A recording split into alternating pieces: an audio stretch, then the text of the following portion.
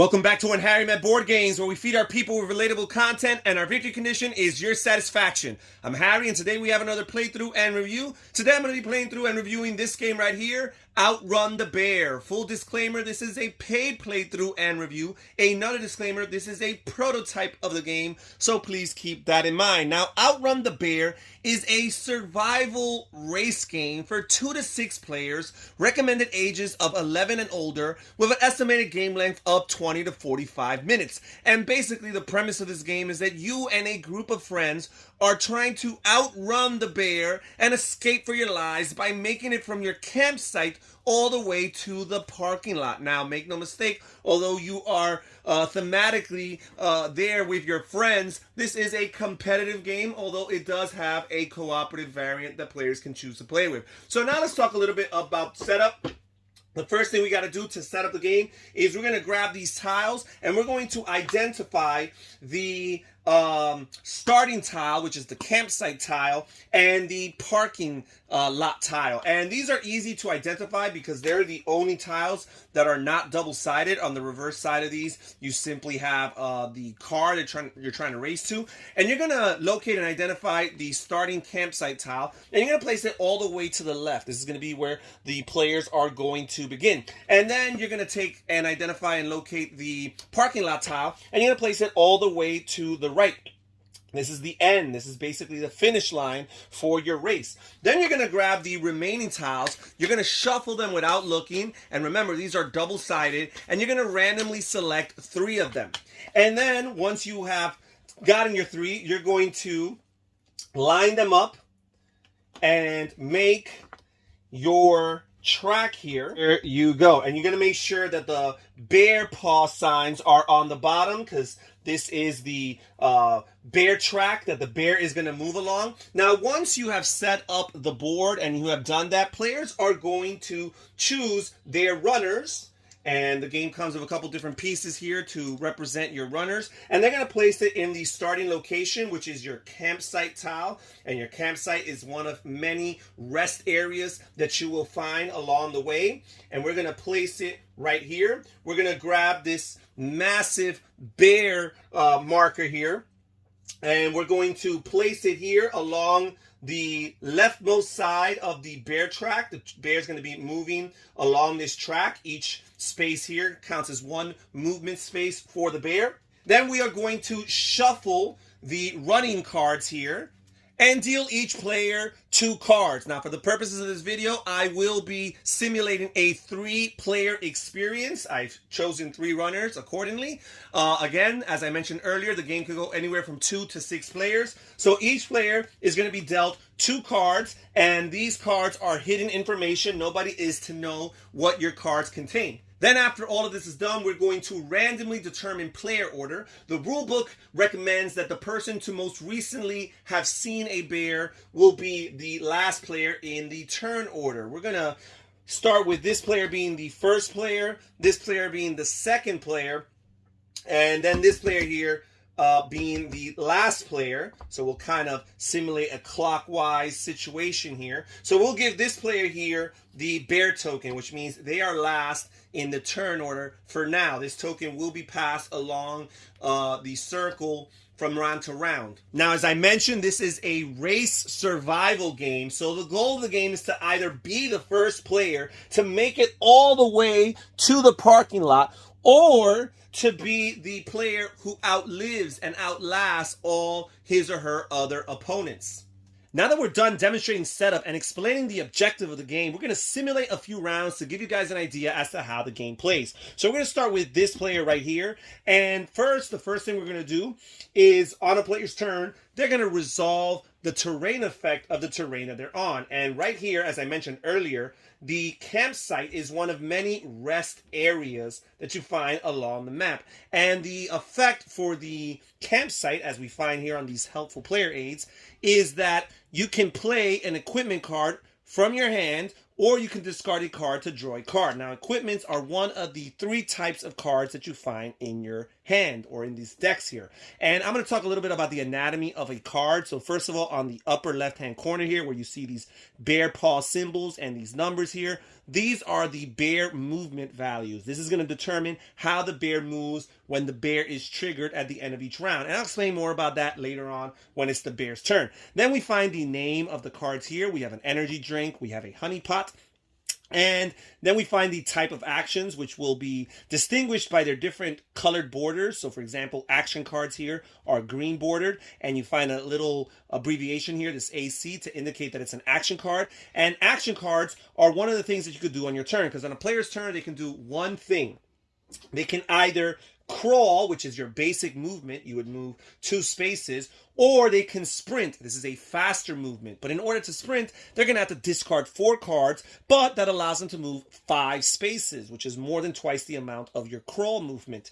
Another thing a player could choose to do with their one action on their turn is they can play an action card and trigger its effect. And finally, the last thing a player can do is they can equip a card. And an equipment card is a blue bordered card that stays in front of the player area and gives them a permanent benefit for as long as that card is in front of them. Now, this guy here does not have no equipment cards. If they did, it would be a very convenient time to play one, because again, the terrain effect of the campsite or the rest areas is that it allows a player, it grants them a free equipment move. Now, another thing a player could do in the rest area is they could choose to discard one of these cards and draw a card to replace it. That would be if you did not like a card or you were hoping for a better card, but it's too early in the game to really factor that in. So instead, we're going to choose to either crawl or play an action card. I'm going to choose to play this action card here, which allows, as an energy drink, allows you to move 4 spaces. So the starting player here, I'll make it the blue player here, is going to move 4 spaces, and we're going to move along this river spot here, and I'll explain why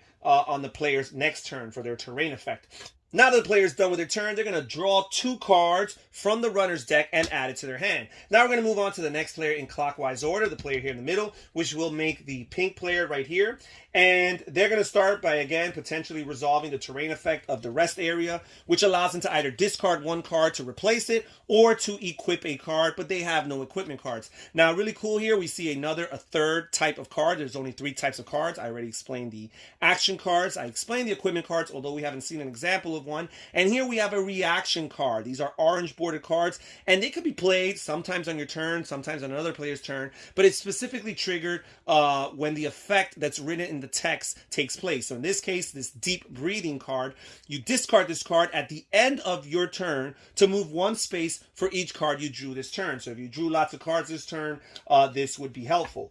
So this guy is not going to choose to do any of these. He does have this push-pull action. You can move another player 2 spaces, then you move 2 spaces. So he's actually going to choose to use this push and pull card, and they're going to choose to pull this player backwards 2 spaces, and they're going to choose to move forward 2 spaces. So they're going to go 1, and they're going to pass this player for 2. So in this game, when you go through the same path as a player, you can skip the space that they're on and pass them. That's something that allows you to do. And now this player here is done with their turn. And again, you draw 2 cards at the end of your turn to add to your hand. Now we're going to move on to the last player here on the player order, and we're going to make it this gentleman over here. And they are in the rest area, but again, they have no cards to equip. So they're simply going to choose to move because they don't have any action cards. They just have these steel reaction cards that allows them to discard this card when another player draws cards, and they could take a card that they drew. So that's pretty helpful and can hurt another player. But right now, they're not going to do that. Instead, they're going to choose to sprint. So they're going to move 2 spaces, and again, they can skip the spaces that other players find themselves on. And now that all players have taken their turn, now we're going to do the bear's turn. And the way the bear's turn works is they're always going to start by drawing the bottom cards of the discard pile according to the paw symbols that you find on the bottom track here. So we're going to identify the lead player, the player who's furthest ahead from the bear, which would be this player right here. And we're going to count all the paw symbols that are behind this player, which in this case, there's 2 paw symbols here on the lower left corner of the board here. As the racetrack progresses, there'll be more and more paw symbols, which means progressively the bear is going to get more quicker and faster and more efficient with their turn. But right now, the bear's only going to draw 2 cards from the bottom of the discard pile. Now, there's only 2 cards in the discard pile, so it's pretty simple. So they're going to draw these 2 cards here, and they're going to count their movement values. So it's 2 and 2, so that's 4. And the bear's going to move 4 spaces along the track. So that's 1, that's 2, that's 3, and that's 4. And they are quickly approaching. Now, after you are done activating the bear's movement, you're going to take the same cards that you drew to trigger their movement, and you're going to place them in the bottom of the runner's deck, as so. Now, I find this to be a really cool mechanism, one of the most interesting parts of this game, which is the AI behind activating the bear, because as I mentioned, you're going to draw these cards from the bottom of the discard pile, which makes players think twice about the cards that they're playing and the cards that they're discarding, because not only are you factoring in those actions that you're trying to take and trigger, or those movements you're trying to progress, but you also got to factor in those movement values on the upper right hand corner, especially at the beginning of the game or at any point where the discard pile is empty, because you know that those are going to be the next cards drawn. So that is something to consider. So now that the bear is done with their turn, the player who was previously last in this current round that just finished is going to pass the player or the bear token to the player to their right. So now the player who was last on the previous round will be first in the current round. So now this player here is going to go first, and they're beginning on a river location here, river terrain. Remember that terrains get resolved at the beginning of a player's turn. The river allows a player to move forward 1 space. So that's a great space to finish on, because it's going to give you a little bit of a momentum, a little bit of a boost. So they're going to move forward 1 space, and now they're going to look at the cards that they have, and they have a bunch of action cards, reaction cards, I should say. They have these steal cards, and now they have these 2 alert cards. You could discard this to keep from losing cards. So in any situation where you would be forced to lose cards, you can discard this, and that would prevent that. This player here, they don't really like their cards. They're all reaction, which can be helpful, but instead they're going to choose to sprint. So when you sprint, you simply discard 4 cards, and that allows you to move 5 spaces. So they're going to go 1, 2, 3. Now they got a little fork on the road, and they're going to go 4 and 5. This might allow them to equip cards for free. So now this player is done, and at the end of their turn, they're going to draw 2 cards. And we'll move to the next player clockwise, which will be the player here on the far right. And they also will start on a river space, which allows them to move 1 space forward. They'll be able to skip this player here. And now they've got some reaction cards. They have this shock card. Discard this card to stop the effect of a reaction card. They have this catch-up. Discard this card to place your runner next to a runner that passed you this turn. They've got this honey pot. Place this card on the bottom of the discard pile, and you move 2 spaces. Now, this is a great card because not only does it allow you to move, but it allows you to put a weak card on the bottom of the discard pile. Remember, the bear's movement is triggered from the bottom of the discard pile, working its way up. So we're going to use this card. We're going to place this on the bottom of the discard pile, and this player will be allowed to move 2 spaces forward. Now, this player will draw 2 more cards to add to their hand, and we'll move on to the next player here, which will be the last player for this current round. And she, too, finds herself on a river space, so she'll get that terrain's benefit, move 1 space forward. And now let's look at what we have here. She has some equipment cards that she might want to consider equipping. First of all, she has this sleeping bag. It allows you to stop the bear 1 space behind you. If it would overtake you, you remove this card from the game. So that is a really good defensive card, so that at least one time it would save you from the bear overtaking you. She also has these running shoes, which allows you to, for sprint actions, you get to move 6 spaces instead of 5. So that's very helpful. You know what? We might just play this right here. And because the bear's not going to move much on this turn, thanks to that 0 card being placed on the bottom. So we're going to place these running shoes and hope to get as much benefit from them as possible. So now they're going to draw 2 cards at the end of their turn to add to their hand. They're done with the regular player's actions for this round. Now we're going to trigger the bear's action. And again, we're going to look for the lead player here, which is this player right here. We're going to count all the paws, which is now 3 paw symbols, not 2. And we're going to draw that many cards from the bottom of the discard pile, which in this case gives us a total value of 2. So the bear is going to move 2 spaces forward, 1 and 2. And they are indeed getting closer. And again, after the bear's done with their movement, we're going to grab these cards and we're going to put them at the bottom of the current player's deck. Now, one thing to keep in mind as far as the bear's movement is concerned, in the event that a bear overtakes a player by catching up to them, not only will that player be eliminated, but that's going to stop and interrupt the movement of the bear. Even if they had any other movement spaces allotted to them, they will no longer be able to continue that movement. So only one player can be eliminated at a time. So now that we're done with the bear's movement, we're going to pass this token to the player here on the right. We're going to start with this player here. And again, she begins her turn on a river space, so she will be allowed to move one space forward for free. Now she has the sleeping bag equipment, but she's going to keep the running shoes. She does have some interesting actions, the push and pull actions. So she is going to use one of these push and pull actions, and she'll use it to move this player here 2 spaces back, and also to move herself 2 spaces forward. Now, does this player here have any defense cards or reaction cards that they can use? And they have this shock, discard to stop the effect of a reaction card. So that's not going to be able to happen. And this catch-up card, discard to place your runner next to a runner that passed you this turn. Okay, so they're going to have to stay there. There are some reaction cards that could prevent your opponents from moving you. So this player's done. They're going to draw 2 cards to add to their hand. And then we're going to move on to this player over here. And they start in a campsite or a rest area, so they can equip this card for free, some hiking boots. It says, ignore the effects of slippery slope and bramble terrains. And I'll talk more about those terrain types later on and about their detrimental effects. But these hiking boots are basically going to nullify those effects. Now this player is going to choose their action, and they could play this long rest, which allows you to draw until you have 5 cards in your hand.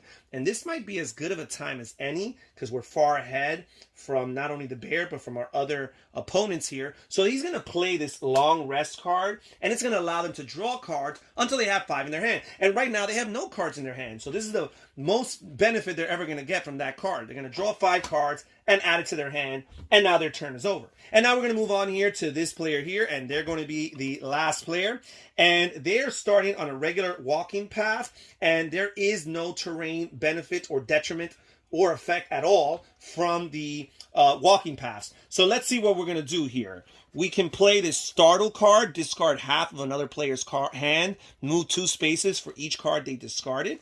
Or they could play this energy drink to allow them to move 4 spaces. And right now, they are desperate for movement. They're pretty far behind. So they're going to play this energy drink. It's going to allow them to move 4 spaces. They're going to go 1, skip this player for 2, 3, skip this player for 4, and now this player all of a sudden is in the lead. And at the end of their turn, they will draw 2 cards to add it to their deck.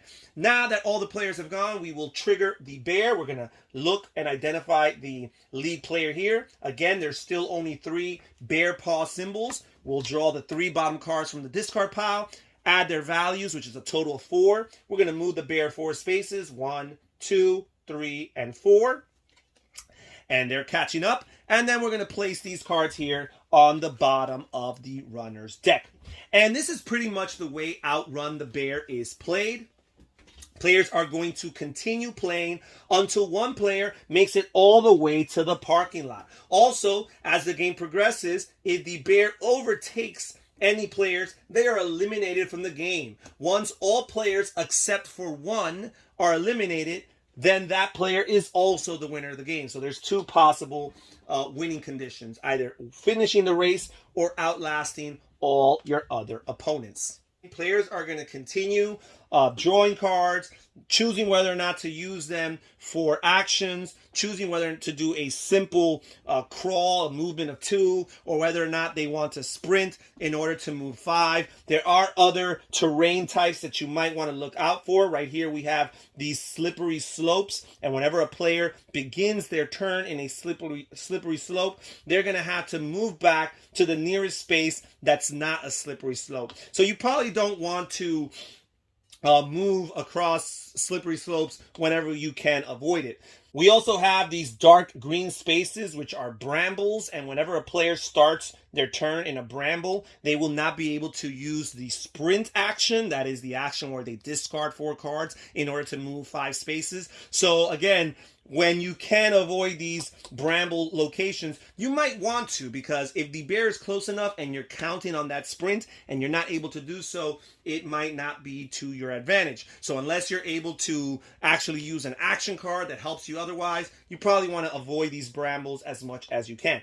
And that's pretty much it, the gist of the game. The game continues until one player successfully makes it to the parking lot. That player is the winner of the game. If in the event that players are overtaken, they are eliminated. They are picked off like flies. And eventually, if all other players except for one have been overtaken by the bear, that player, no matter where they are along the track here, that player will be the winner of the game. And that's pretty much it as far as the game plays. Pretty cool game. I really like the element of how the bear is moved. It's probably one of my favorite parts of the game, because as you're playing the cards, you're obviously thinking about what advantage they have on you or they have for you. But at the same time, you want to factor in how close is the bear, where are your cards that you're discarding in relationship to the discard pile, and what are their movement values. Because if they are on the bottom and they are high movement values, let's say multiple cards with 2 and 1s, then the bear is going to advance a lot. So you might want to hold off sometimes from playing particular cards in order to kind of like mitigate and manipulate the movement of the bear to your advantage. So I really enjoy that part. Now, this game does have a good amount of take that, and it does have player elimination. So those are things to consider for people who do not like those mechanisms in games. But it's a pretty cool, neat race. The way I look at it, more than an elimination style game, I look at it as a race, and I really like the suspense of feeling that pressure as the bear gets closer to you, and also all the lead changes that might take place throughout the course of the game, which is basically what makes a race such an exciting experience. So if you like racing games, and you like games with silly themes, and you like games with interesting artificial intelligences, then this is a game you absolutely have to look into. Check in the description box down below for more details, information, and a link. That's it for today's video. Thank you so much for joining us here When Harry Met Board Games. This is Harry saying take care, everybody. Stay safe, stay healthy, and have fun gaming. Bye-bye.